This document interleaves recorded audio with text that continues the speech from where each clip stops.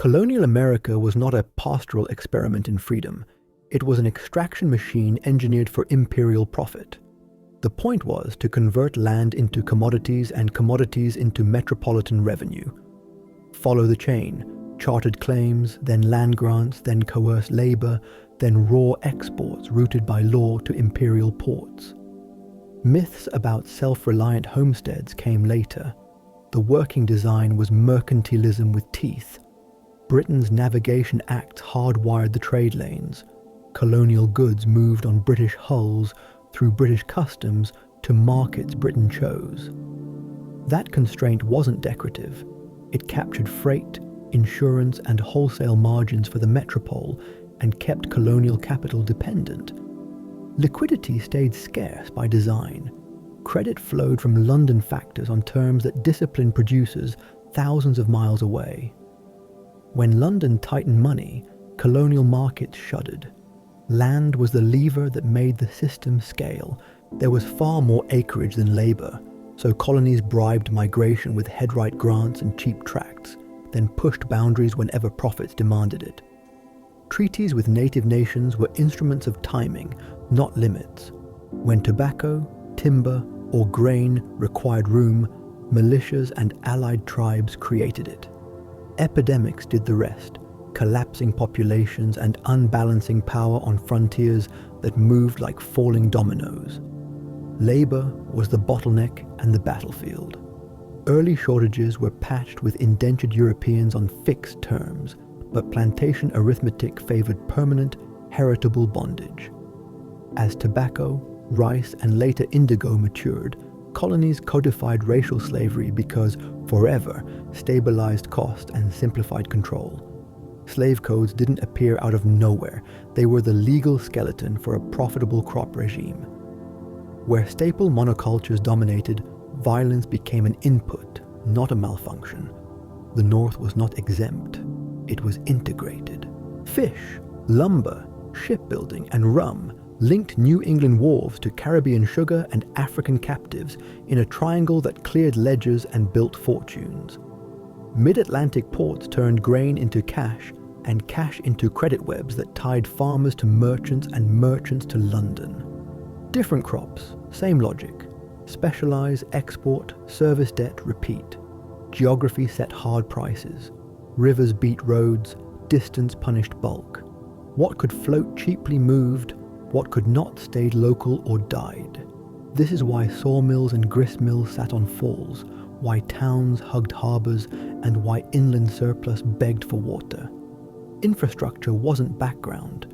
It dictated which work paid and which dreams didn't. Law translated power into routine.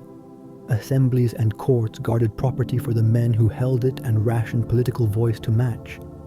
Religion supplied discipline and community mobilization when the state was thin on the ground. Revivals could stir dissent, but on ordinary days they policed behavior as effectively as bylaws. By the mid-18th century, the machine's contradictions were visible.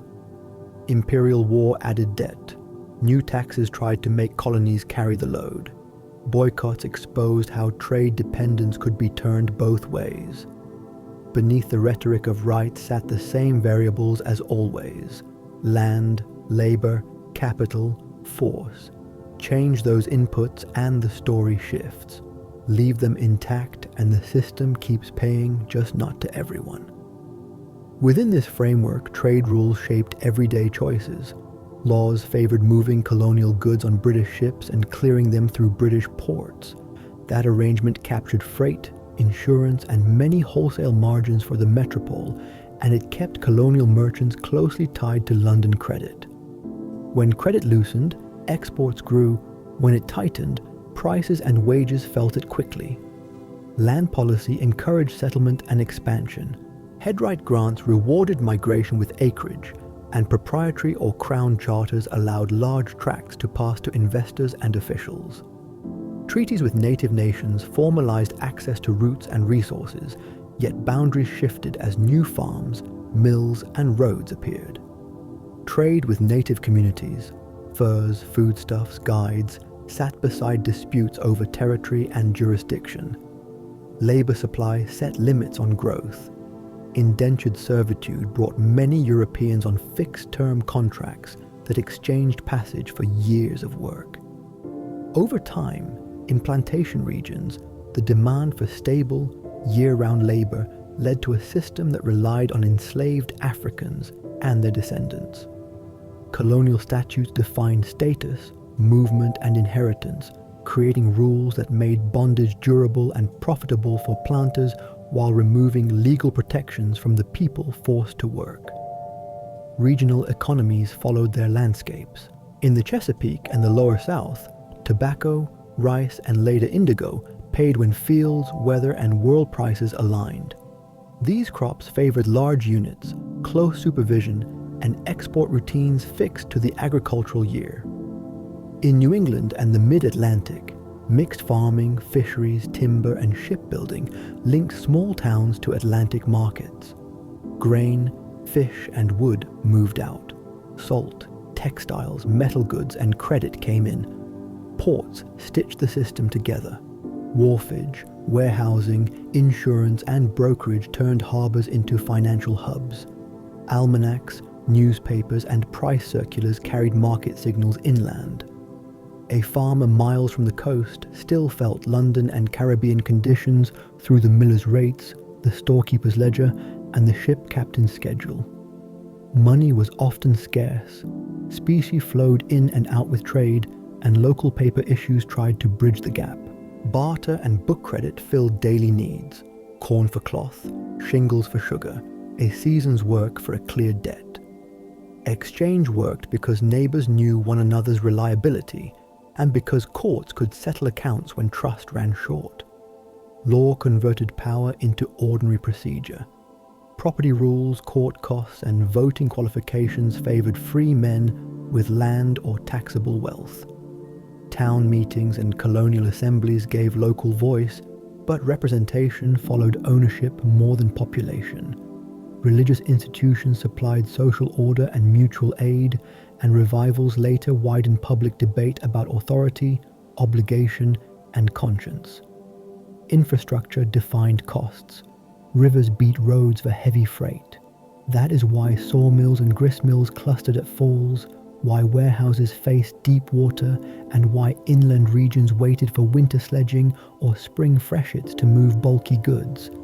Where bridges, turnpikes, and canals later appeared, crop mixes and town maps changed with them.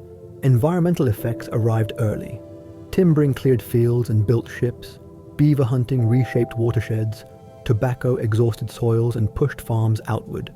Rice cultivation altered lowlands and required constant water management. These changes were choices made for yield and market, and they accumulated across decades.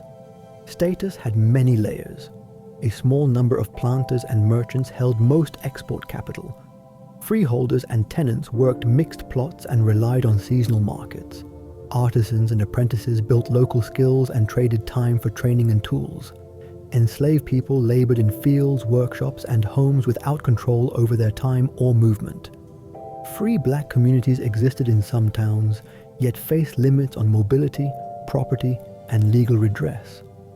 Women's property rights and public roles varied by colony and marital status, but in most places formal power centered on male heads of household. Conflict and adjustment were part of the arc. Frontier fighting reflected competition for land and trade routes. Urban protests reacted to customs enforcement and prices.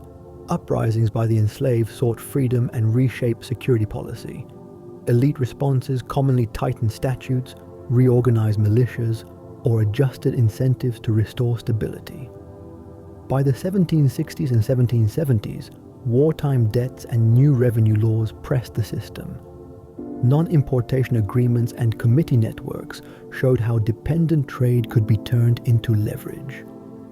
The language of rights moved quickly from pamphlets to meetings and docks, but behind it stood practical concerns about land titles, labor costs, interest rates, and the use of force. The pattern is consistent. When land, labor, capital, and enforcement align, prosperity concentrates. When one of those shifts, rules and alliances change with it. Regional case studies show how the same rules produce different results.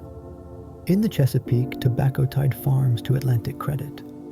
Planters drew advances from merchants, shipped leaf by the hogshead, and settled accounts after sales in London. Soil tired quickly, so fields rotated or new land was cleared. Labor routines favored close supervision and year-round control. Prices moved with European demand. Bad harvest abroad could raise colonial incomes as surely as good local weather. In the Low Country, rice and later indigo depended on water management. Tidal irrigation required embankments, sluices, and exact timing. Knowledge of wetland cultivation traveled with people from West and Central Africa and shaped the task system used on many estates. Disease environments pushed settlements toward high ground and left workforces exposed in warm months. Profits were real when the engineering and the market aligned. Losses accumulated when storms or pests broke the schedule. New England's maritime economy lived on repeated trips rather than one large harvest. The cod fishery sent dried fish to Iberia and the Caribbean. Timber and barrel staves moved wherever ships moved. Small vessels carried mixed cargoes among coastal towns. Shipyards turned cheap local wood and skilled labor into hulls, then earned again by repairing what they built. Rum and molasses linked these ports to sugar islands. Even families far from the shore felt sea prices in the store's account book. The Mid-Atlantic blended export grain with urban services. Mills on fall lines ground wheat into flour that sold well abroad. Cities grew around wharves, counting houses, and workshops. Credit networks knotted together farmers, millers, chandlers, coopers, and overseas factors. Religious communities supported schools, mutual aid, and trust across distance, which lowered transaction costs as effectively as a new road. Households balanced market work with home production. Wool, flax, and leather became cloth and shoes when fields allowed. Soap, candles, and preserved food cushioned thin months. Import substitution rose when exchange rates worsened or ships were scarce. This mix did not reject trade. It managed risk by keeping some skills indoors. Apprenticeship distributed technique across generations. A contract traded years of service for instruction, tools, and a modest stake at the end. Masters gained labor, apprentices gained a path to independence. The system worked best in towns with steady demand and enough masters to prevent bottlenecks. Where demand fell, young workers moved or shifted trades. Health shaped capacity. Smallpox outbreaks disrupted labor and trade. Inoculation campaigns promised protection, but required coordination and trust. Malaria and yellow fever affected coastal and riverine regions more than uplands, setting seasonal limits on work and residence. Clean water sources and basic sanitation practices were scarce capital. Communities that invested in them recovered faster from shocks. Printed matter multiplied coordination. Newspapers reprinted prices, laws, and letters from other colonies. Almanacs condensed astronomy, weather, and advice. Pamphlets tested arguments in public. This traffic did not erase local priorities, but it made it easier for dispersed towns to act together when interests aligned. Native colonial relations combined trade and competition. Deer hides, corn, maps of trails, and political alliances moved in both directions. Shifts in fur markets, gun supplies, and epidemic patterns altered bargaining power. Forts, missions, and trading houses were not only outposts, they were policy tools that nudged routes, loyalties, and settlement lines. Legal status framed who could build capital. Coverture limited married women's property rights in many jurisdictions. Widows sometimes managed estates with more latitude. Free black residents in northern towns formed churches and mutual aid societies yet faced licensing and mobility rules.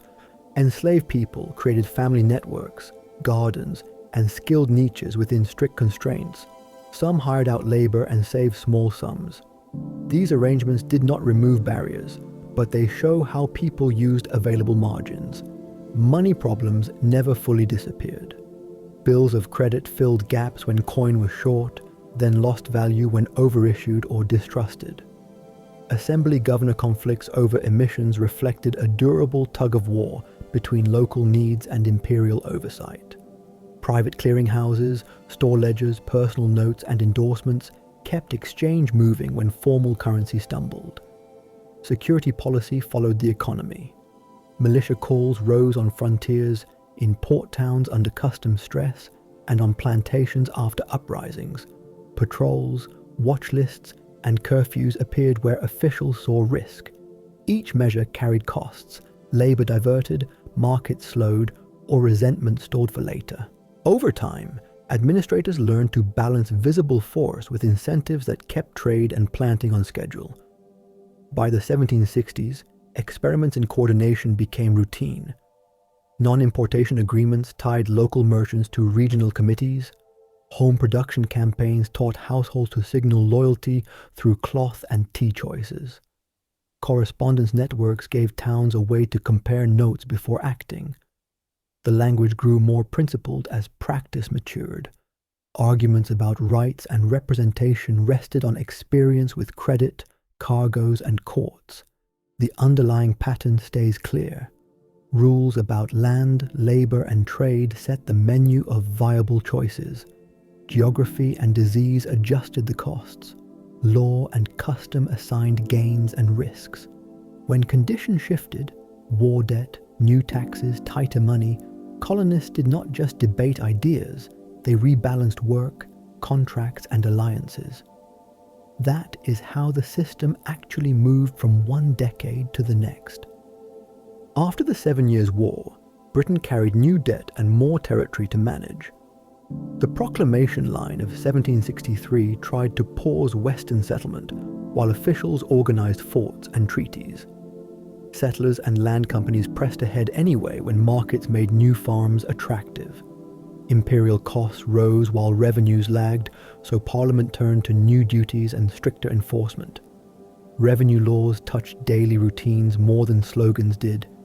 Paper, glass, paint, tea, and legal instruments gained fees that passed through merchants and courts to ordinary desks and cupboards. Customs officers gained wider search powers, and vice admiralty courts handled trade cases without local juries. Each rule had a budget logic, but together they signaled closer oversight. Non-importation agreements translated ideas into practice.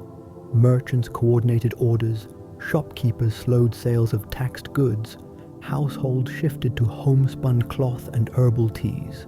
These choices worked because they could be verified in public and because local committees tracked compliance. Trade volumes dipped and London noticed. Communication made coordination possible at speed. Newspapers printed resolutions, reprinted letters, and filled gaps with price lists and ship movements.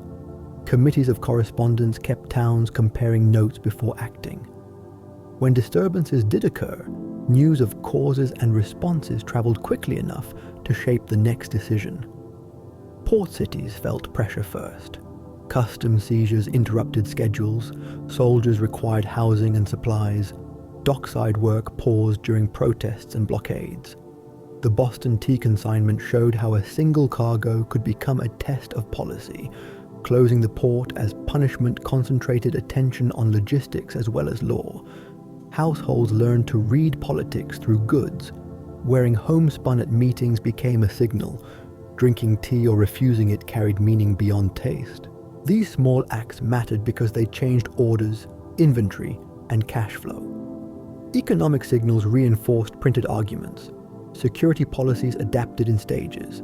Town watches, militia musters, and powder inventories became regular topics. Frontier garrisons balanced diplomacy with patrols. In coastal regions, ship inspections and convoying altered the rhythm of trade. All of this diverted labor and money, which fed back into debates over policy. Status and participation widened unevenly. Women organized spinning circles, managed store accounts during boycotts, and wrote for the press under pen names. Free black residents formed loyal service units in some places and sought pathways to freedom in others, depending on local rules. Enslaved people faced tight controls, yet some moved through hires and petitions to claim limited latitude. Each community adjusted within the legal frame it had. Native nations pursued their own strategies as pressures rose. Diplomacy aimed to maintain buffers, trade routes, and harvest grounds. Market shifts and settler roads strained these efforts. Some alliances held for seasons and then reset when terms no longer matched reality. Geography continued to decide which promises could be kept. Money remained a constant constraint. Species shortages made it hard to pay soldiers, buy powder, or settle merchant drafts. Colonial assemblies argued for paper issues. Imperial officers worried about depreciation. Private credit networks softened shocks until confidence slipped, then tightened quickly. When conflict opened, supply decided more than speeches. Powder, saltpeter, and lead had to be sourced. Uniforms and shoes had to be cut and sewn. Wagons and teams had to be scheduled across poor roads. Privateering shifted risk to investors willing to outfit ships in hope of prize courts. Inland mills and forges became strategic assets as surely as ports and forts, property and allegiance divided towns. Loyalist merchants protected imperial ties and sometimes relocated to safer harbors. Confiscation laws answered by moving land and shops into new hands. Transitions were messy, but they redistributed capital and contacts that later shaped local economies. Across these years, one pattern holds. Rules and resources set what was possible. Coordination converted possibilities into action. Costs and delays trimmed ambitions back to size. Ideas mattered, but they traveled on ships, in ledgers, and through committees that balanced principle with supply. When conditions shifted, communities adjusted contracts, routes, and alliances, and then tried again. Once fighting settled into routine, supply often decided outcomes. Powder mills, ironworks, and saltpeter collections mattered as much as speeches. States organized depots, set prices, and issued paper to pay for flour, shoes, and teams. Private contractors bridged gaps when assemblies moved slowly, and local committees watched quality and delivery. Where roads and rivers cooperated, campaigns moved. Where they did not, plans waited. Finance followed the same pattern. Wartime paper eased shortages of coin, but lost value when issues ran ahead of taxes. The Continental Congress relied on state remittances and foreign loans. States relied on levies, lotteries, and credit from merchants who knew the risks. Inflation was not a theory, but a market fact posted in shop windows. After major campaigns ended, the question was simple and hard at once. Who would repay and by what method? The peace moved work from camps to courts and counters. Loyalist departures opened shops and houses for auction. Some towns gained quick access to warehouses, wharves, and trade connections, while others lost experienced partners. British credit networks resumed cautiously. American merchants rebuilt ties to Caribbean sugar and to Iberian markets for fish and flour. Farmers shifted acreage toward goods with steady demand, and mills along fall lines ran long hours to meet contracts. Western land policy turned maps into revenue. Surveys laid out townships on a regular grid.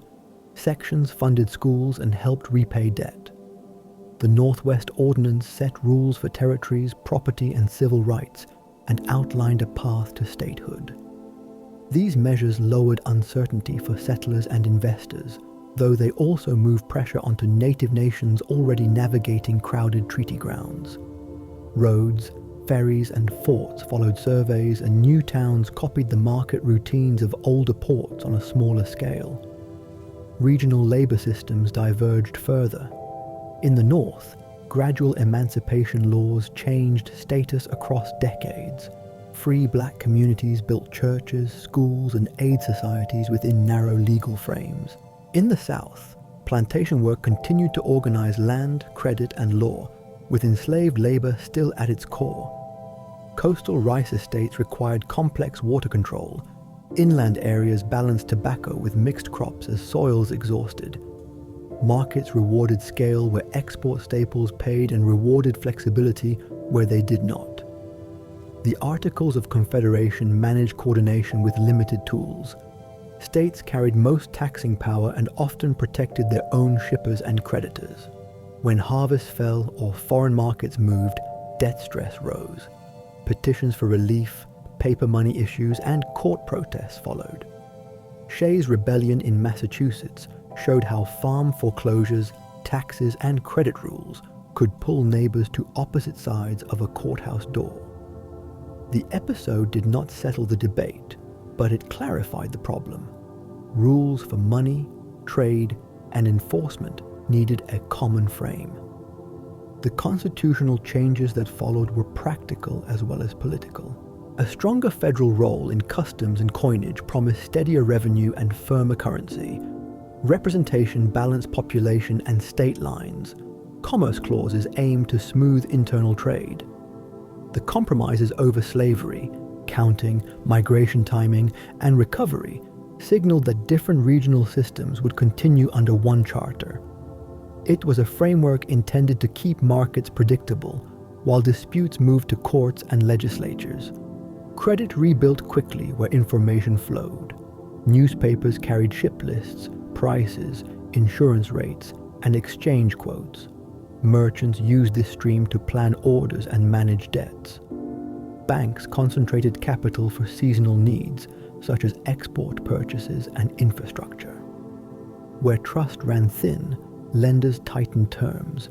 Where trust held, interest eased and trade widened. The same towns that had learned coordination during boycotts now use similar networks to move goods and settle accounts. For native nations, the new order did not remove old pressures. Diplomacy continued as a mix of trade, gifts, and boundary lines, but migration rarely paused. Some confederacies negotiated leases and annuities to buffer change. Others fought to protect hunting grounds and villages. Outcomes depended on allies, geography, and disease as much as on texts. Each treaty reset the map and the cost of keeping it. Courts and property records turned uncertainty into routine. Clear titles improved collateral. Predictable procedures lowered the time cost of doing business. Turnpikes and canals followed, raising the ceiling for inland trade. As moving bulk grew cheaper, farm mixes shifted, town sites multiplied, and small shops specialized. The pattern remained familiar. Where infrastructure reduced friction, options expanded. The through line is consistent from colony to republic. Land policy set the stage, labor systems did the daily work, finance timed the pulses, and law converted all of it into habits.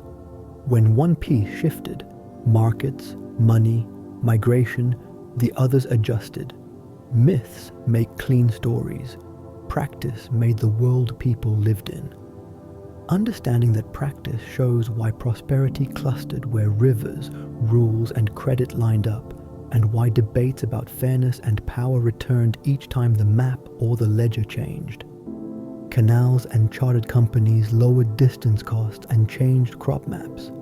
The Erie Canal cut freight rates across the Appalachians by an order that farmers could feel in the price they got for wheat and the price they paid for salt and iron. New towns appeared where cargo could switch from boat to wagon. State-chartered banks followed the towpaths, turning local grain into bills that moved farther than wagons ever could. The cotton gin reorganized labor and land use across the South. Short staple cotton became viable away from the coast, and interior regions shifted acreage toward a crop that matched British mills. Credit and insurance linked fields to Liverpool and New York. Standardized bales and clearer grades made contracts simpler to price. As cotton moved west and south, enslaved labor moved with it through the domestic trade, and law adapted to protect that investment. Manufacturing scaled where water power and credit met. Textile mills along 4 lines used a clock, a bell, and a wage to coordinate hundreds of hands. Company towns added boarding houses, rules, and steady pay. Output rose when discipline held and inputs arrived on time. Patents, turnpikes, and state aid to canals made these clusters more durable than one season's harvest. Banks multiplied because seasonal work needs seasonal money. Discounts on notes smoothed the gap between planting and sale. Deposits and bills made distant buyers feel closer. When lending outran reserves, panics arrived. 1819 and later 1837 showed how failures at a few nodes could ripple through farms, shops, and mills. The response was practical: tighten terms, liquidate weak institutions, rebuild trust, then grow again. Insurance firms turned risk into routine. Marine policies priced voyages. Fire companies funded pumps, buckets, and inspections. Actuarial tables and mutual aid societies spread losses thinly enough that businesses could plan. The result was quieter streets after disasters and quicker restarts for shops that otherwise would have closed for good. Law standardized cooperation. Corporate charters and limited liability let groups pool capital without risking every partner's farm. Bankruptcy statutes set orderly exits instead of endless imprisonment for debt. Patent protection invited invention to go public instead of staying in back rooms. Each change made transactions faster to start and cheaper to enforce. The Federal Post built an information market as real as any wharf. Newspapers rode the mails at subsidized rates. Price lists, court notices, and ship schedules became common knowledge. The penny press widened readership and sped up coordination. When towns needed to act together on roads, schooling, or boycotts, they already shared a language of notices and committees. Western surveys turned landscape into lots. Rectangular grids shortened disputes. Land offices translated lines into deeds. Preemption rules recognized the fact of settlement and priced it. Roads, ferries, and later rail spurs followed titles, and the mix of crops shifted toward what the nearest market could carry away cheaply. Where surveys lagged, lawsuits and violence rose. Where they led, tax rolls and schools followed. Native nations negotiated, traded, and fought to hold ground as pressure increased. Treaties promised boundaries, annuities, and protection. Roads and surveys pushed those lines again. Removal policies in the 1830s replaced buffers with new settlements and opened cotton country to faster expansion. The economic map changed immediately. Land values climbed, cotton output rose, and federal land sales funded more infrastructure. Urban ports turned commerce into services. Warehousing, brokerage, auctions, and insurance built layered incomes on each shipment. Immigrants added labor and skills. Waterworks and paving turned public health into productivity. Cities grew because they lowered transaction costs, not only because they were big. Households kept margins that markets could not see. Kitchen gardens hedged against bad prices. Spinning and sewing bridged scarce cash. Neighborhood credit filled gaps between harvest and sale. Voluntary societies, church committees, mutual aid, abolition circles, temperance lodges, organized energy that neither courts nor markets could summon on short notice. Education moved from private tuition to the common school model in many states. Regular terms, shared readers, and local taxes produced a workforce better at numbers, ledgers, and instructions. Print culture, almanacs, newspapers, pamphlets taught people how to compare distant offers and argue rules with evidence, not only with custom. Across these changes, the method stayed stable: reduce distance costs, secure titles, supply credit, spread risk, and define enforceable rules. Regions applied the method to different resources: cotton here, wheat there, timber and fish elsewhere, while law and finance synchronized the parts. When any input shifted, money, markets, migration, communities adjusted contracts and routes, then tried again. That is how the world people lived in actually moved from colony to republic and beyond. Railroads and the telegraph tightened distance into schedules. Steel rails, standardized gauges, and reliable bridges made heavy freight predictable across seasons. The telegraph turned prices and instructions into same-day information. Time zones and timetables followed, so wheat in a prairie elevator and cloth at an Atlantic dock could meet on a date the ledger could trust. Markets reorganized around storage and grading. Grain elevators separated farmers from individual buyers by drying, sorting, and issuing receipts. Standard grades let distant merchants price wheat they had not seen. Futures contracts spread risk across months, and credit flowed more steadily because delivery and quality were now rules, not guesses. Immigration increased labor supply where factories, docks, and tracks grew. Cities absorbed new workers into construction, textiles, metalwork, and service trades. Voluntary associations, churches, and mutual aid societies lowered arrival costs and helped workers find housing and apprenticeships. Wages rose and fell with cycles. Strikes and benevolent funds were two responses to the same problem: how to bridge the gap between paydays and prices. The California gold rush shifted population and capital west in a single decade. Ports, banks, and supply houses sprang up to serve mining towns. Farming in the Central Valley scaled with irrigation ditches and new crops. The Pacific Mail Route, and later the Transcontinental Rail, connected Western outputs to Eastern finance and world markets, turning distant deposits and orchards into national goods. Federal policy coordinated growth with land and learning. The Homestead Act opened claims to smallholders. The Morrill Acts funded colleges that taught engineering, agriculture, and mechanics. The Pacific Railway Act assigned rights-of-way and bonds that made long lines buildable. Each measure lowered a different barrier: title, technique, or track, and together they reduced the cost of starting work in new regions. War tested supply and finance and left new institutions behind. National banking laws standardized banknotes and reserves. Greenbacks bridged coin shortages. Federal procurement taught factories and farms to deliver on contract with inspections and schedules. After peace, these habits continued. Rail spurs to mills, bonded warehouses at ports, and clearer rules for claims and payments. Emancipation changed labor, land, and credit at once. Freed people formed families, churches, and schools. They bargained for wages or land shares and built local markets for goods and services.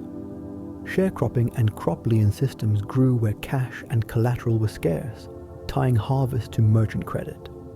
Outcomes varied by county. Where alternative jobs or land access existed, bargaining improved. Where they did not, debt cycles hardened. Reconstruction aimed to define rights in law, citizenship, contracts, testimony, voting, so that markets and courts could function across former boundaries. Resistance, new state codes, and uneven enforcement narrowed gains in many places. Yet schools, roads, and local institutions founded in those years continued to shape work and mobility long after laws changed again. The cattle trade and open range used grass and railheads to turn herds into cash. Trails led to towns where meatpackers, ice, and later refrigerated cars created national markets. Fences, windmills, and water rights then shifted the balance from open to enclosed operations, pushing ranching toward capital-intensive models that favored scale and steady credit. Mining districts developed from camps to companies. Early claims used pans and picks. Later phases used pumps, drills, and stamp mills that required investors and engineers. Territorial courts recorded titles. Assayers and freight lines set the practical limits of what could move profitably. When ore grades fell, towns either diversified into trade and farming or emptied quickly. Irrigation and reclamation turned arid land into cropland where rainfall could not. Ditches, later canals and dams converted water timing into acreage. Cooperative companies and federal projects spread cost over many users.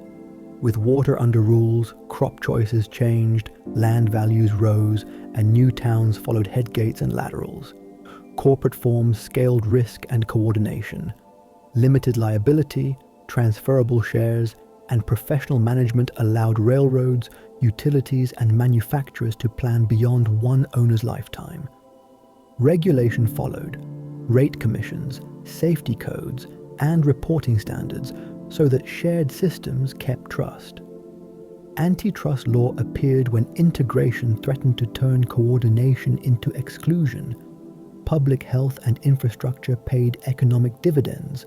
Piped water, sewers, paved streets and lighting reduced disease and extended working hours safely. Schools and normal institutes trained teachers. Literacy and numeracy widened hiring pools. These investments looked like cost in a budget and like productivity in a ledger. Across these shifts, the operating method stayed familiar. Reduce distance costs, clear titles, standardize quality, spread risk, and keep information flowing. Regions applied the method to their resources: cotton and rice, wheat and cattle, timber and ore, while law and finance synchronized the parts. When money, migration, or markets moved, communities adjusted contracts and routes, then tried again. That is how daily choices built the larger pattern people later called history. Electric power turned time and motion into switches. Motors moved work from belts to individual machines, so shops could arrange tasks for flow instead of for shafts. Street lighting extended hours safely. Trolleys and subways pulled workers and customers into tighter loops. Factories grew where current was steady and contracts were reliable. Standardization scaled exchange. Interchangeable parts let repairs travel in envelopes instead of crates. Thread sizes, pipe diameters, and gauge blocks turned many small arguments into quick agreements. Testing labs and inspection stamps built trust at a glance. The result was faster bids, cleaner inventories, and fewer surprises at delivery. Railroads met the automobile and learned new roles. Cars and trucks covered the last miles and took light freight off sidings. Roads, fuel stations, and garages formed a parallel system that matched farms to town markets and town shops to rural buyers. Parcel post and rural free delivery finished the link by moving catalogs, parts, and payments to the very door. Oil and rubber made those links cheap enough to repeat daily. Pipelines and tank cars set predictable prices for fuel. Vulcanized tires and better roads cut repair time and breakdown fear. Delivery routes became schedules. Schedules became promises businesses could print and keep. Mobility changed where people lived and how far they looked for work. Communication widened again. Telephone exchanges turned urgent problems into short calls rather than long letters. Radio carried prices, weather, and music to places print reached slowly. Advertising learned how to teach new habits, and brands became shortcuts in crowded markets. Information moved first, goods followed. Finance built new tools for ordinary purchases. Installment plans and store credit let families smooth spikes in cost for furniture, stoves, and later appliances. Banks and insurance firms translated steady pay into mortgages and policies. When credit ran too far ahead of income, corrections came. When it matched, towns grew. Labor and management learned to negotiate at scale. Unions organized dues, benefits, and strike funds the way firms organized orders, hours, and safety rules. Bargaining set floors that turned volatile wages into predictable budgets. Where both sides kept records and deadlines, disputes shortened and output steadied. Public systems lowered hidden costs. Water treatment, sewers, vaccination, and building codes reduced days lost to illness and fire. Schools added science and manual training. Extension services carried new farm methods to fields and barns. These were expenses on paper and productivity in practice.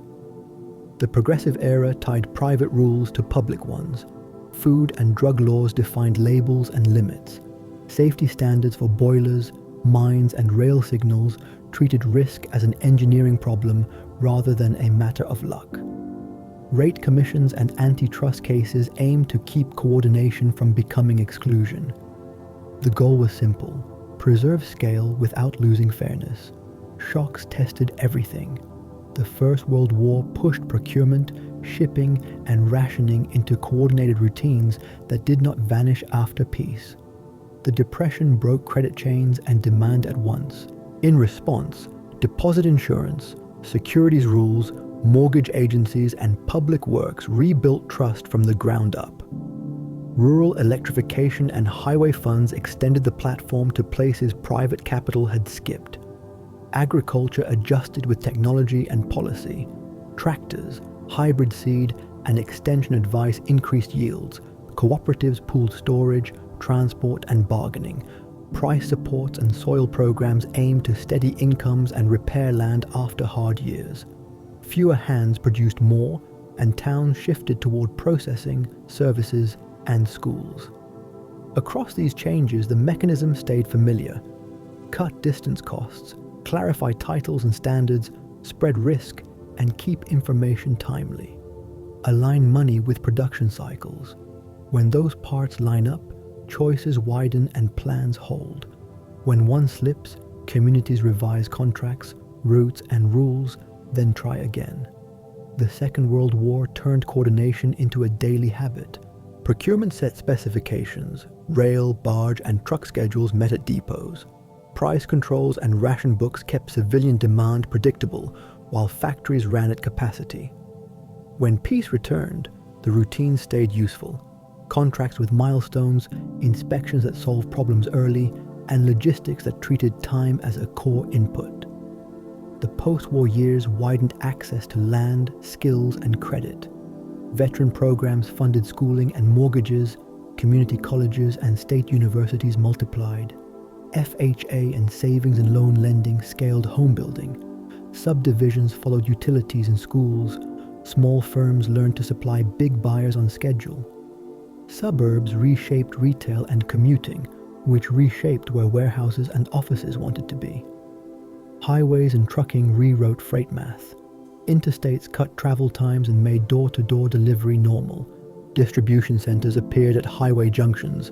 Pallets and forklifts standardized handling.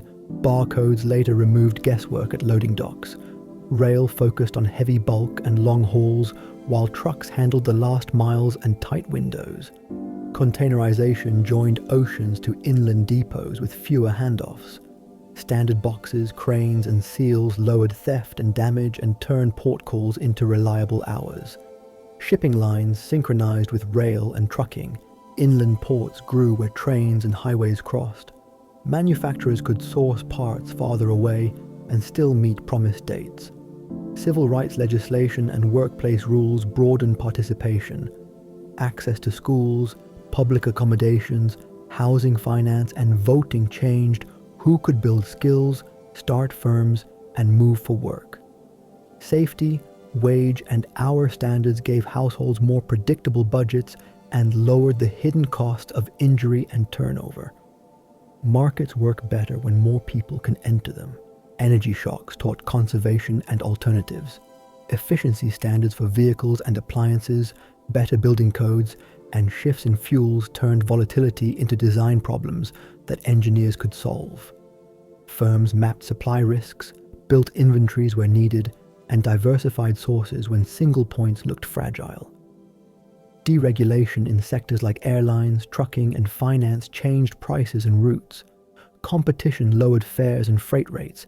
Hub and spoke systems and just-in-time delivery spread because they now paid. Finance innovated to match, offering new ways to fund equipment, inventory, and homes.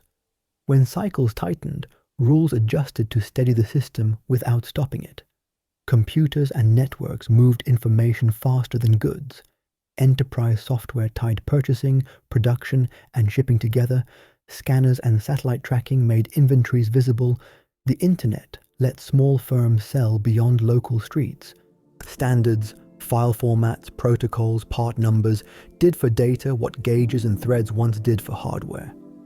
Global trade expanded because coordination costs fell. Specialization deepened. Components crossed borders multiple times before final assembly. Ports invested in deeper channels. Customs adopted risk-based screening. Free trade zones sped transshipment. Regions prospered when education, infrastructure, and finance lined up with an export niche. Others shifted towards services linked to logistics, health, and education. Financial stress tested these links. When credit tightened, orders and hiring slowed.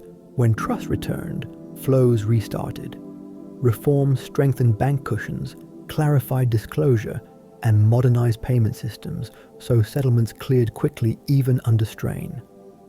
The lesson repeated: transparency and buffers shortened downturns. Recent years highlighted resilience as a feature, not a slogan. Firms mapped suppliers 2 and 3 tiers deep, added second sources, and kept strategic stock where delays were costly. Energy planning weighed reliability alongside price.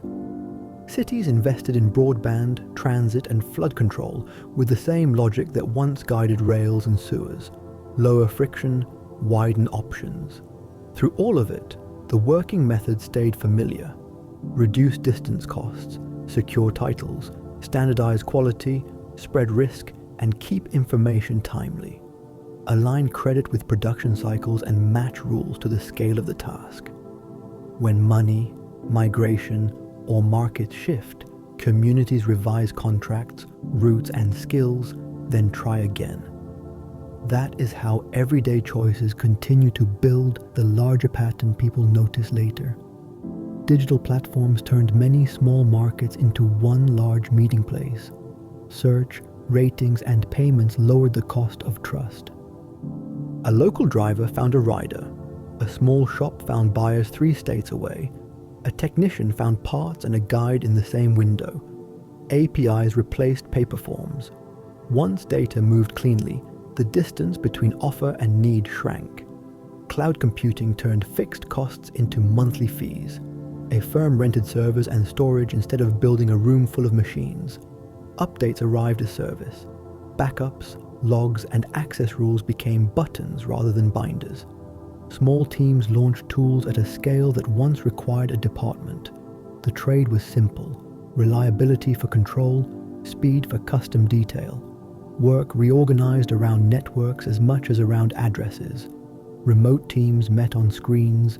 Version control kept code and documents in step. Deliveries and returns followed maps that updated by the minute. Offices became hubs for training and trust.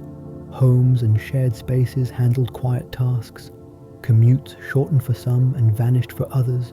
Time zones replaced floors as the hard boundary to plan around. Health shock showed how logistics and information decide outcomes.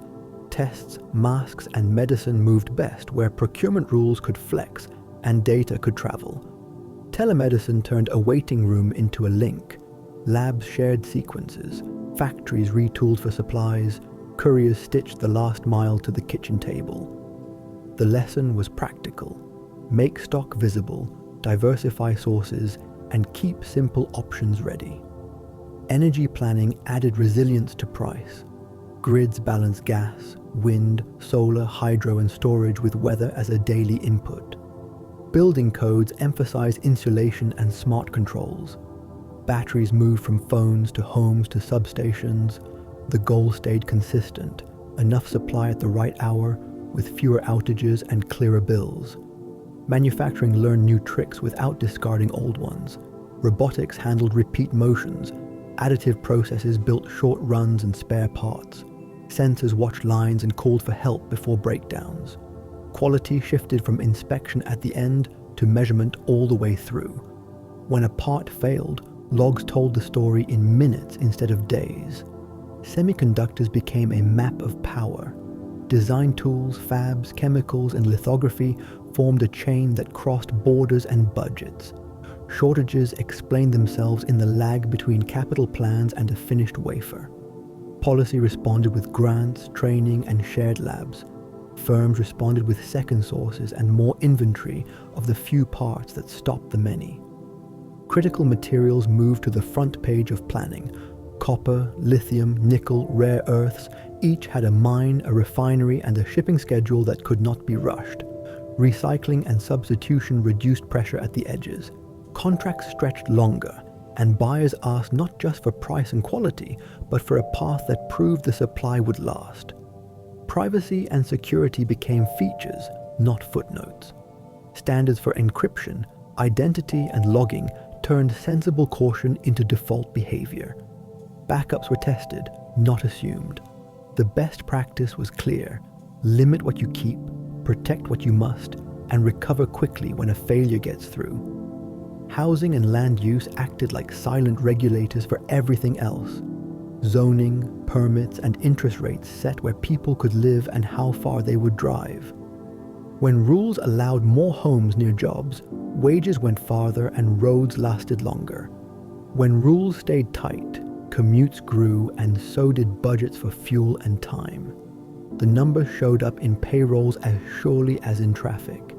Skills shifted from one-time schooling to steady refresh. Short courses, certificates, and on-the-job training filled gaps that a degree could not predict years in advance. Employers published the tasks as much as the titles. Workers matched practice to promise and moved faster when credentials aligned with what the floor or the tool actually needed.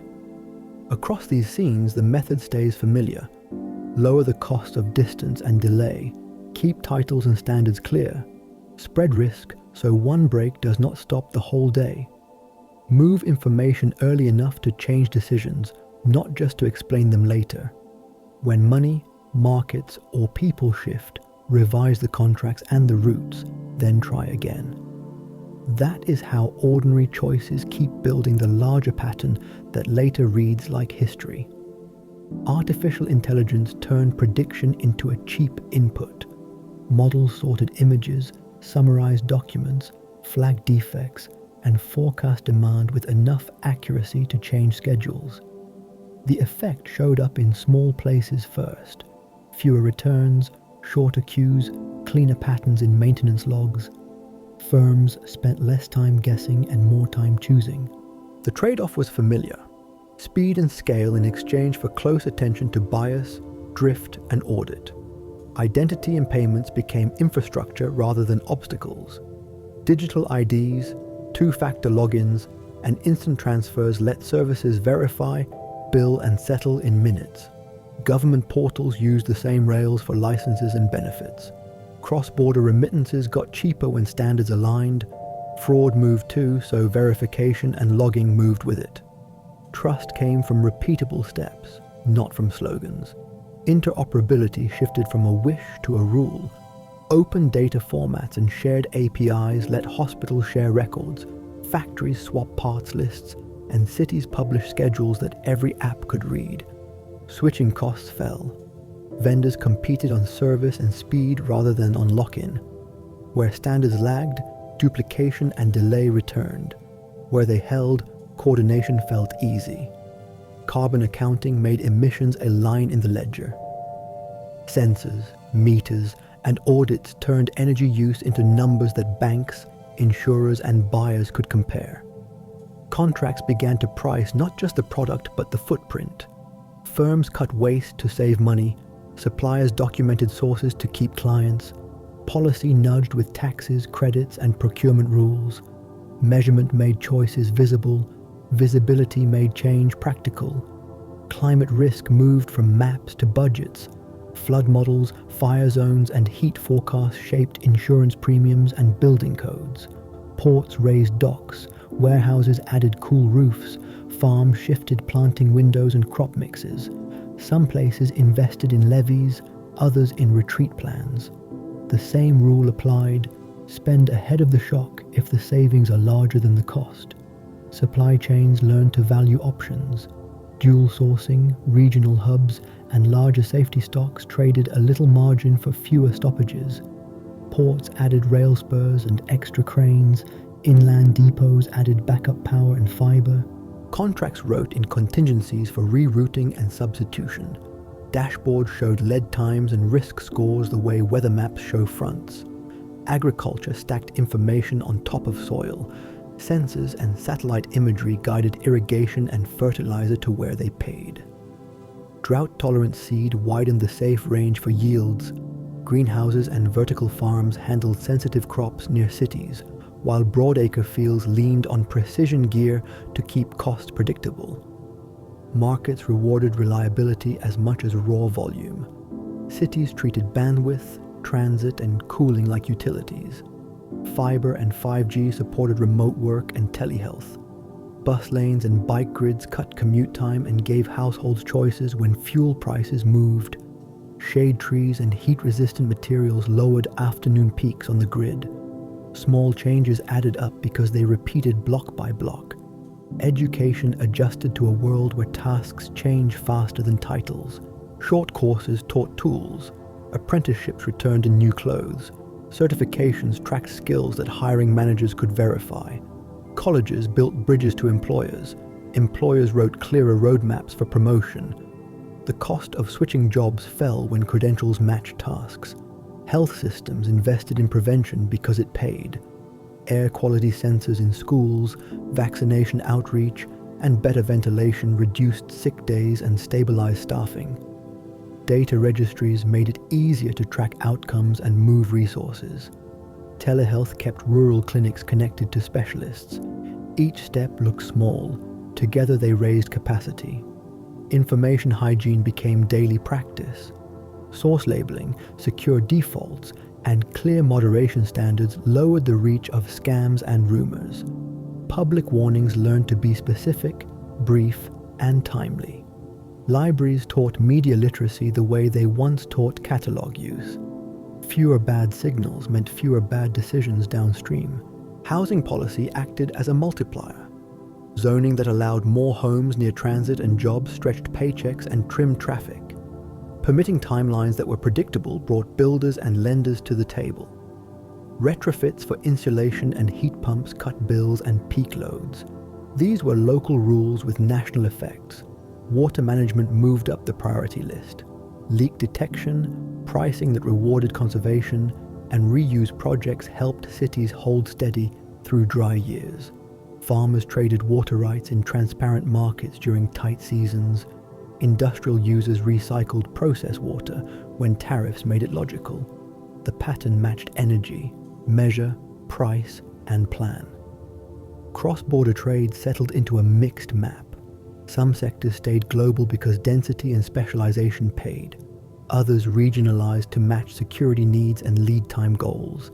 Trade agreements added chapters on data, labor, and the environment. Customs adopted pre-clearance and trusted trader programs to keep honest shipments moving. Work stayed hybrid by function. Roles that needed labs, lines, and face-to-face training stayed on site. Tasks that needed quiet or long blocks of focus moved to homes and shared offices. Managers learned to measure output instead of presence. Cities adjusted services to peaks that no longer matched the old 9 to 5. Across these scenes, the method remains the same. Lower the cost of distance and delay. Keep titles, standards, and rights clear. Spread risk so single points do not halt whole systems. Move information early enough to change choices, not just explain results. When money, markets, or people shift, update the contracts, routes, and skills, then try again. That is how everyday decisions keep building the larger pattern that later reads like history. Digital public infrastructure made identity, payments, and data exchange predictable. When IDs, signatures, and transfers interoperate, services enroll faster and fraud paths shorten. Small firms file, bill, and ship on the same rails as large ones. Guardrails, consent, logging, and clear revocation keep scale from turning into leakage. Public procurement shapes markets by specification. Asking for software bills of materials, energy use disclosures, or secure defaults pushes vendors to upgrade once for many buyers. Long contracts reward maintenance, not only installation. When bids include lifecycle cost and resilience, the cheapest day one option loses its edge. Security works best when assumed breached and still usable. Zero trust networks, memory-safe languages, and signed updates reduce common failures. Exercises and incident playbooks shorten recovery. Cyber insurance prices controls and nudges firms toward patches and backups that are tested, not just written down. Demography changes the work. Aging populations raise demand for home care, mobility, and medical scheduling. Sensors, ramps, and lifts let more people stay at home. Training and visas align caregivers with need. Childcare availability and school hours shape workforce supply as much as wage levels do. Housing sets labor markets radius. Factory-built modules, pattern books, and harmonized codes cut costs without cutting safety. By-right zoning near transit and jobs reduces commute time and emissions. Low-carbon materials, mass timber, blended cements, recycled steel, lower embodied energy when codes accept them. The grid needs more wires and more flexibility. New transmission links cheap generation to cities. Faster interconnection rules move projects out of queues. Demand response, storage, and dynamic tariffs smooth peaks. Electric vehicles charge when power is abundant and, in some cases, feedback during shortages. Heat pumps shift buildings from fuel deliveries to wires. Industry decarbonizes through process change, not slogans. Steel can swap coke for hydrogen. Cement can substitute blends and capture part of the rest. Chemicals can electrify heat where temperatures allow. Contracts for difference and green procurement create stable demand so plants can finance upgrades. Materials policy turns waste into inventory. Right to repair, standardized fasteners, and parts catalogs keep products in service. Deposit return and refill models raise capture rates. Material passports record alloy, resin, and treatments, so recyclers know what they are handling. Landfills shrink when disassembly becomes a design step. Food systems improve when cold chains and soil both get attention. Better refrigeration cuts spoilage. Simple grading and packing reduce bruising. Regenerative practices protect yield with cover crops and rotation, but they need measurement that buyers trust. Fisheries recover under catch shares and enforcement that matches vessel range. Space infrastructure adds a useful overhead view. Satellites map floods, fires, and crop stress in near real time. Precision maps guide planting, firefighting, and insurance payouts. Backup timing signals hedge against navigation outages. Space traffic rules and debris tracking keep orbits usable. Workforce policy follows tasks, not titles. Short courses teach tools. Apprenticeships return in logistics, healthcare, and advanced manufacturing. Portable credentials let workers move across firms without repeating proof. Portable benefits help contractors and part-timers smooth gaps between projects. Governance keeps pace when rules are legible and feedback is quick. Plain language standards reduce compliance costs. Algorithmic audits check whether automated decisions match the law. Civic data trusts let communities share information with conditions. Participatory budgeting and service dashboards make trade-offs visible before funds are spent. Finance matches long projects with long money. Blended funds de-risk early stages for transmission, housing, and water. Real-time tax credit transfers get capital to builders instead of waiting a year. Transparent pipelines of permitted projects attract insurers and pensions. When permits stall, capital waits. When timelines are predictable, bids multiply. Resilience pays when built into daily life. Microgrids keep clinics open during outages. Shade trees, cool roofs, and floodable parks cut heat and water damage. Wildfire buffers and better ventilation reduce smoke exposure. Mutual aid networks are mapped in advance and linked to official alerts, so help arrives on time. Across these scenes, the method is steady. Lower the cost of distance and delay. Keep titles, standards, and rights clear. Spread risk so one break does not stop the line. Move information early enough to change choices. When money, markets, or people shift, update contracts, routes, and skills, then try again. That is how everyday decisions continue to build the larger pattern people notice later. Interoperability in finance turns separate ledgers into shared rails. Open banking let account holders share data with budgeting apps and lenders securely, so credit decisions could weigh real cash flows instead of guesses. Instant settlement cut the float that once trapped small firms between invoices and payroll. When standards travel across borders, remittances and trade finance drop in cost and rise in speed. Credential recognition lowered friction in labor markets. Digital transcripts, skills badges, and licensing compacts let nurses, electricians, and coders move where demand was strongest. Apprenticeships paired wages with training. Income share and short-term grants covered gaps for career shifts. When assessments matched tasks, hiring widened and onboarding shortened. Biomanufacturing scaled when recipes became processes that could be repeated.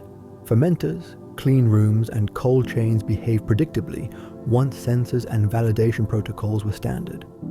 Public-private contracts anchored demand for vaccines and therapies, and domestic capacity plans balanced cost with security. Regulatory science focused on clarity, what to measure, how often, and what counts as ready. Research pipelines worked best when discovery, prototyping, and scaling sat close enough to share people and tools. Universities opened shared labs, firms funded challenge grants, foundations covered risky early steps, patent pools and standardized licenses turned stalemates into collaborations. The aim was not to pick winners, but to shorten the time between a good idea and a reliable product. Creative work learned the same logistics as goods. Platforms handled storefronts, payments, and delivery.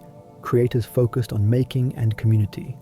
Copyright, fair use, and open licenses gave clear paths for remix and revenue. Micropayments and subscriptions stabilized income where advertising was uneven. Festivals and venues coordinated calendars so tours and audiences met at the right week. Tourism grew more resilient when it managed peaks and spread visits. Timed entries, transit links, and digital passes protected heritage sites while keeping towns busy through shoulder seasons. Local suppliers, food, crafts, guides, benefited when bundles were simple to buy and refunds were simple to get. Data on flows helped set caps and plan maintenance before strain showed. Migration policy worked when matching was explicit. Skills inventories, language training, and portable benefits let newcomers settle into shortages rather than into limbo. Recognition of foreign credentials reduced underemployment. Cities that coordinated housing, schools, and clinics saw smoother integration and faster tax contributions. Justice systems lowered hidden costs by simplifying steps. Clear summons, online scheduling, and fee caps reduced missed appearances and spirals of fines. Record sealing and expungement portals made second chances practical for hiring. When courts treated time as a public cost, throughput improved without harsher penalties. Tax administration turned paperwork into APIs. Pre-filled returns, real-time withholding checks, and standard invoices reduced errors. Small businesses filed once to meet multiple rules. Audits targeted outliers with data rather than spreading fear broadly. Compliance rose because the cheapest path was also the clearest. Education aimed at measurable ladders. Foundational literacy and numeracy stayed the base. Layered on top were digital tools, data fluency, and teamwork. Career pathways published course maps tied to local employers. Community colleges, unions, and firms shared equipment and instructors, so learning matched the machines on the floor. Energy transitions advanced on 3 tracks at once: build new supply, use less, and move demand in time. Long-duration storage and firm, low-carbon power handled nights and winters. Efficiency standards kept bills stable.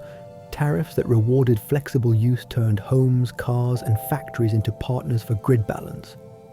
The mix varied by region, but the playbook was similar. Water plans treated rivers, aquifers, and pipes as one system. Metering and tiered pricing encouraged conservation. Leak detection and reuse projects stretched supply. Watershed restoration improved quality at the source. Farmers traded water in transparent markets during tight years. Cities banked surplus in aquifers. Reliability rose because choices were visible. Trade policy balanced openness with resilience. Some inputs stayed global where scale mattered most. Others regionalized to shorten lead times. Rules on labor, data, and environment made terms clearer. Trusted trader programs and pre-clearance kept honest shipments moving even during inspections and surges. Local government capacity quietly multiplied results. Shared procurement, standard building codes, and regional planning aligned many small decisions. Service dashboards and feedback cycles turned complaints into fixes. When timelines were predictable, private capital showed up to build housing, clinics, and plants without waiting on exceptions. Across these scenes, the pattern holds. Lower the cost of distance and delay. Keep rights, standards, and titles clear. Spread risk so one break does not halt the line. Move information early enough to change decisions. When money, markets, or people shift, update the contracts, routes, and skills, then try again. That is how ordinary choices keep adding up to the larger story people notice later. Open data standards turned reporting from a chore into a pipeline. When agencies and firms publish the same fields in the same formats, comparisons take hours instead of weeks. Procurement, health outcomes, and emissions can be audited by anyone who can read a spreadsheet. Mistakes surface faster, and good work spreads because it is easy to copy without asking permission. Beneficial ownership registries lowered the cost of knowing who is behind a company. Clear records reduced fraud in bidding and cut the time banks spent on checks. When shells were harder to hide, tax leakage shrank and confidence rose. Honest firms gained most because trust shortened their sales cycles. Civic identity wallets combined documents people already have into a credential they control.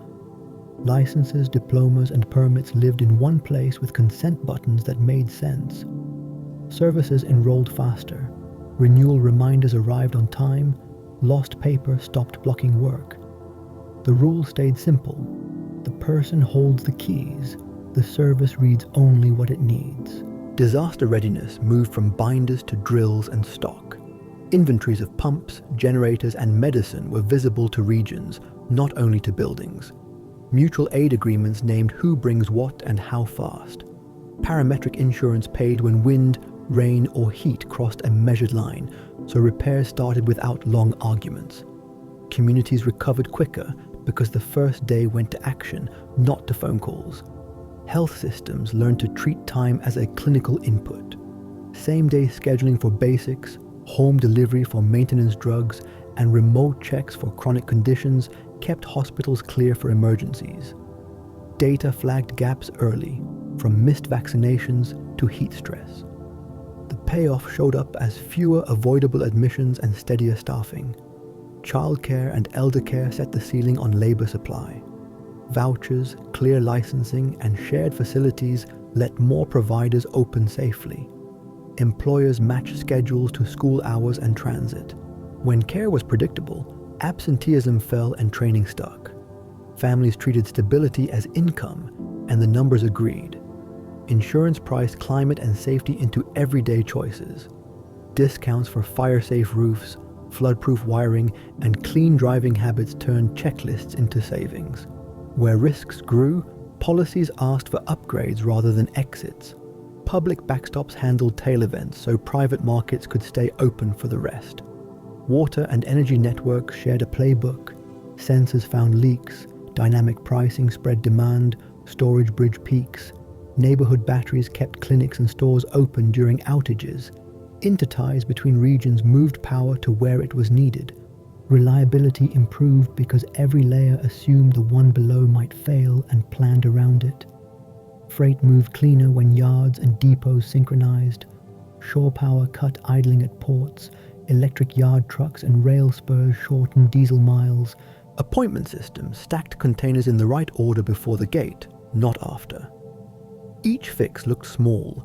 Together they made the air better and the schedule tighter. Small towns grew by lowering setup costs. Main streets offered turnkey leases with shared services for accounting, broadband, and shipping. Makerspaces lent equipment and mentors. Regional co-ops pooled marketing for food, timber, or tourism. Young firms stayed because the overhead stayed predictable. Education treated adults as normal students. Night classes, online labs, and employer-led modules matched shifts. Credentials stacked so a short course counted toward a longer one. Counselors tracked outcomes and adjusted offerings when hires slowed. Schools acted like partners, not only like places. Public safety focused on outcomes people can name. Street design slowed crashes. Lighting and hotlines redirected trouble before it grew. Case management and job links cut repeat offenses. Data dashboards showed what changed and where. Trust rose when reports matched what people saw on their block. Culture and libraries acted as logistics for ideas. Studios, rehearsal rooms, and makers' labs ran on a calendar and a key card. Small grants covered the gap between a draft and a show. Shared ticketing and newsletters helped venues avoid schedule collisions. Creativity spread because the friction fell. Space and seabed data joined land maps in ordinary planning. Fishing quotas adjusted to real counts. Dredging and shipping lanes matched habitat windows. Wildfire lines respected wind and slope predictions. Insurers, ports, and farms read the same pictures and decided sooner, which saved money later.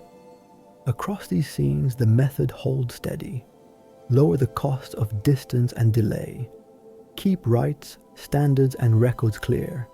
Spread risk so one break does not stop the day. Move information early enough to change choices.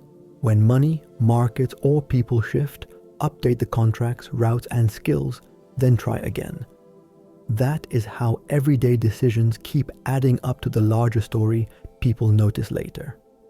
Here's the short wrap-up. The through line from colonies to now is practical, not mythical. Rules and geography set what was possible. People matched tools to those limits and kept adjusting. When distance costs fell, by river, road, rail, fiber, choices widened. When titles and standards were clear, deeds, gauges, file formats, trade sped up. When credit matched work cycles, planting to harvest, order to delivery, firms survived shocks. When risk was shared, insurance, co-ops, futures, one bad week didn't erase a year. And when information arrived early, prices, timetables, dashboards, decisions improved before mistakes spread. Land, labor, capital, and enforcement kept shifting shape, but the method stayed steady. Reduce friction, clarify rights, spread risk, and move facts fast. Ports became platforms, mills became factories, ledgers became networks, and yet the same mechanics powered growth or stalled it. Where infrastructure, skills, and law lined up, prosperity clustered. Where one leg was missing, plans slipped. This lens also explains today's debates. Housing near jobs stretches paychecks because it cuts commute friction. Grid upgrades and storage are distance reduction for energy. Open data and clear APIs are modern standards that turn audits and services into routine. Care systems, schools, and visas expand the real labor supply. Carbon accounting and resilience maps move information into budgets where it can steer choices, not just explain outcomes later. So the takeaway is simple enough to use. If you want a place or a sector to work better, ask 5 questions. What lowers distance and delay? What rights or standards make exchange faster? What finance matches the timing of the work? How do we spread risk so one break doesn't stop the line? And what information needs to arrive early to change a decision? Answer those with local detail, and progress usually follows. If this frame helped, save the video, share it with someone who likes clear mechanics over legends, and tell me which time and place we should unpack next.